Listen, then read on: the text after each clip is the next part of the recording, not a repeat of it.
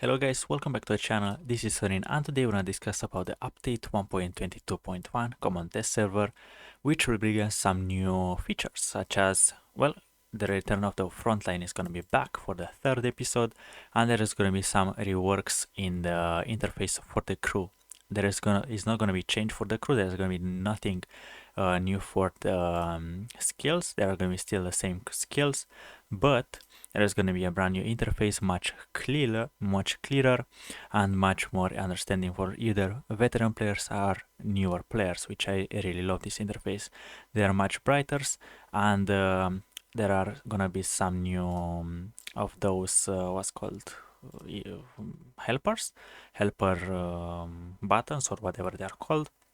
And on top of that, there is going to be much better interface for all the medals that you receive on that crew member in particular.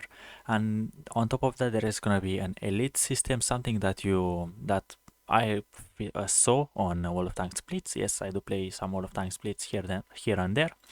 And now, if you played your vehicle for, I don't know, 1,000 battles or so, you're gonna have an elite level, which is gonna display nicely in battles, just to show off how many games you had in your artillery piece or in your chieftain. I'm not really sure how this thing is gonna be calculated, but after you research or modules or field modification, and obviously once you finish with the vehicle, you're gonna start your elite thing, and who knows how whatever millions of experience you need, but it's still very nice things to show around your friends. So on in more details, there is going to be a redesign of most existing crew interface, so it's much cleaner, and all of this interface work, I have to say, it's a thumbs up from me. It looks much cleaner. As you can see, everything is much brighter and has a much more much more, it's more user friendly in my opinion. You might ask me, but that is gonna be my opinion. Some of people might not like it. It's like gonna be like 3, 4, 5%, but what's there not to like? It is it's very big, which I really like. It's a much bigger interface than you used to have, and hopefully if you're gonna hover your batteries, it's gonna show you, hey, you have 5% increase in all, actually 2.5%, actually 5% for the crew. For repairs, you're gonna repair 80% faster, and so on and so forth. So as you can see, training level 103%. There is the commander, shows, I'm not really sure what is that, but you can see his CV or whatever is that called. But you have all of your guys in the I think if you click on it and you want to replace them, actually you can replace their names or appearance. I'm not really sure you can change their names, but it's gonna have interesting name to to rename them. But reskinning them, yeah, we had this for a long time.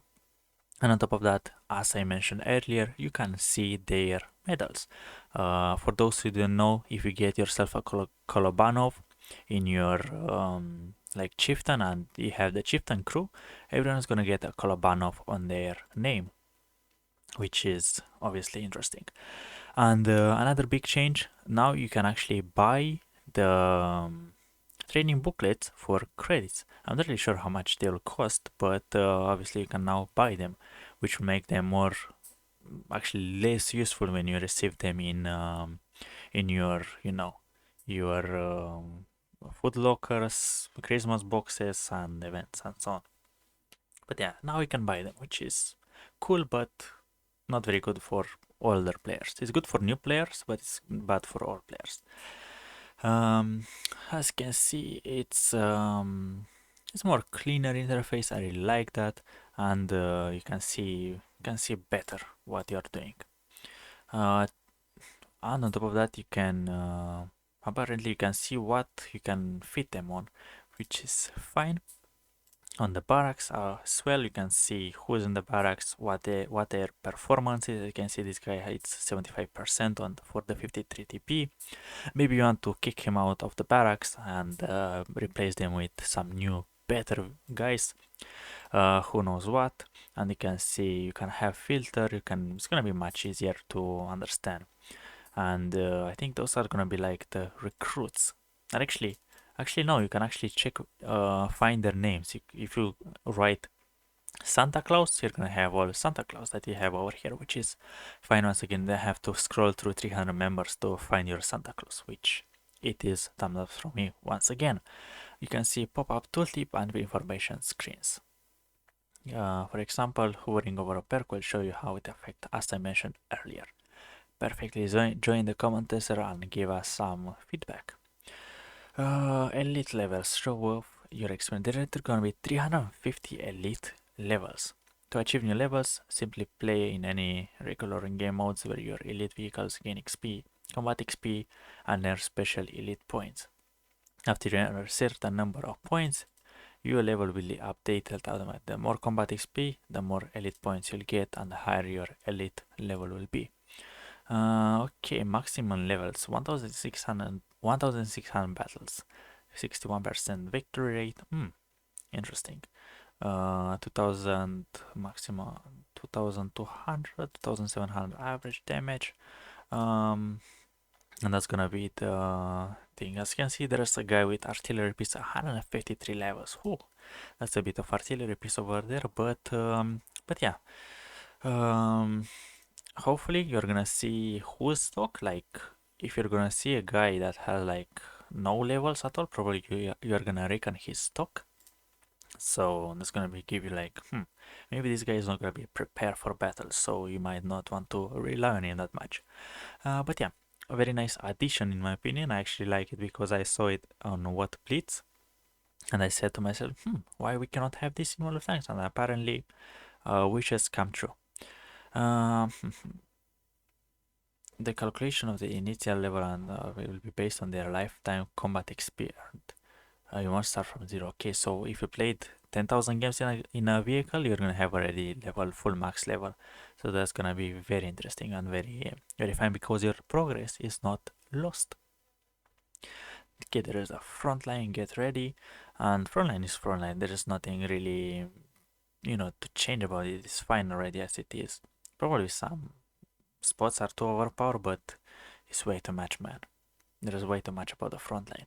The Steel Hunter, it's gonna be somehow back. What's changed? Gameplay and balance changes.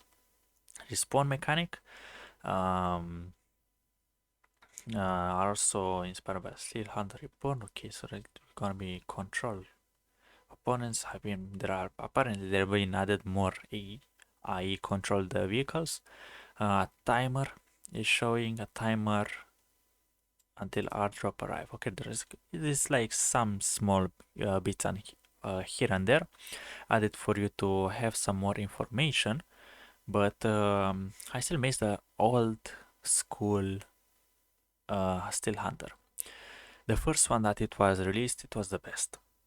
That's all I have to say. There is gonna be like more. Now you get less battle XP for upgrading your special vehicle when dealing damage. Okay, good to know. Yeah, there is some little things here and there that are changing every time there is gonna be an update. Next time, I think they're gonna still rework something. I don't know what they are working on. I mean, it's. I think we're having Steel Hunter at least a month a year, so I don't know why they are spending way too much time on it. Doesn't make sense to me, but it is what it is. You'll earn progression points for not only for completing daily missions, but also for your position in a post-battle ranking. You do not receive anything if you leave. Fine. The Bailang receive a slight buff, and the Huragan now they are faster and equipped with more menacing guns and more dangerous combat ability. I actually played the Huragan and it's fine in the vehicle. It's very good. The German, the Russian, and the Swedish, I think, are slightly nerfed. They're gonna have weak points in the turrets, in the hulls, less armor, so they're gonna have a better chance of penetrating them. Yeah, once you rotate around them, it's still gonna have. You don't need to face hug them. You need to have more mobility and to go around them. Otherwise, it's hard to penetrate them frontally. So Wargaming realized that, so they nerfed them. Haberinger, that is the British, will have more HP and actually improve guns. Holy moly, That thing is already beast when it's activating its ability. The Raven has less armor and less dangerous gun. Okay, the Raven is finally nerfed to its menacing state. How to participate? Starting with September 10, you can join the test server. New to testing, that's everything about it. So the main changes: the crew wages have been worked. There is gonna be a training booklet that you can buy. There is gonna be crew books and conversion of XP. Okay, they added in the single screen, which is interesting. They made it less complicated, the screen, which is fine by me. Restriction of the number of store skins have been removed. Apparently you can have now unlimited skins, so you can, if you like the crab one, like the fish or whatever that was, you can have like a million of them, or the RNG one. I really love that one with RNG, and the maximum was 10. Now you can get yourself like a million of them you can get, which is fine. The skins major qualification winning has been removed. Changes have been made. Okay. For the front line, the twist of face runner has been. I'm not really sure what that means. Have 3 upgrade levels. That we had this once again. We had this on the live server. Some technical improvements have been made. So nothing really major about the front line. Back to the game. Some players will have the bring back in the game mini event, which is, I think, we play versus bots, which is bring your friend. Yeah, which is fine. Obviously, if you don't play World of Tanks for a month, actually not a month, a year or 6 months or whatever that time is, you're gonna have to warm up your muscle memories and aim. You're gonna fight the bots, and that's interesting because you don't need to suck in a live game. Okay, elite levels that I mentioned earlier. Every starting with tier 5, every vehicle is gonna have obviously their elite levels. And now the buffs and the nerfs. There's gonna be a brand new vehicle for the super test, that is the object 452k.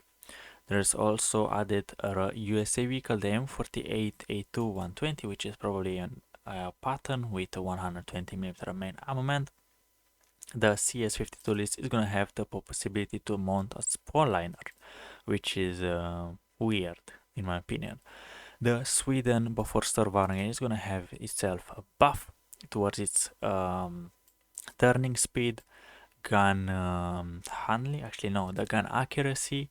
Towards the turret traverse, it's gonna have more, actually less bloom. It's gonna have better view range. It's gonna turn the turret faster and some top speed love towards the Swedish premium tank. And on top of that, there's gonna be you can actually add an email to a Steam account. Actually, I didn't link my Steam account to World of Tanks account. I should be doing that because I play a lot of Steam, and I want to see how many hours I have spent into this magnificent game. A tooltip has been added, and I think that was everything for the moment. There is something about the equipment, but there is nothing to worry about. So yeah, update 1.20. Oh, actually, update 1.22.1. I really like that elite system. I like the new crew interface, and I really like that buff. The buff towards the buffer Tornvagn. So yeah, I think I've been speaking for a bit too much. Yeah, that's 40 minutes of news, and therefore, guys, you should leave a like if you enjoyed this video, and don't forget to subscribe. And I'll see you legends around. Bye bye.